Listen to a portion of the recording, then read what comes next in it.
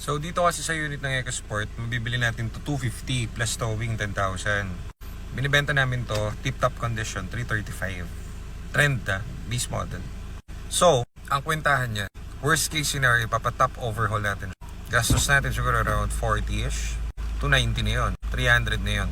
Kung meron pa mga etc. miscellaneous, sabi mo ng 10,000, papa-PMS pa na yun. 15,000 na yun, 315 na lang. So 20k na lang yung matitira. So dapat dun, mas-squeeze natin yung 50,000. Dapat magaling tayo at magaling tayo sa parts. Alam natin yung mga parts. At kung ano man yun, kailangan nito, bibigay natin. Para hindi siya, tagpi-tagping unit. So pag tagpi-tagping unit yan, di tatagal yan, masisira ulit yan. Pag sinabi ng mechanic, top overhaul. Pag sinabi ito papalitan, ito palitan original. Pag ito papalitan ulit, napadami, okay lang, sige, palitan mo. Kahit matalo tayo dyan, walang problema. Pag galing sa atin yan, kailangan dyan, tip-top condition, walang problema, hindi ka titirik.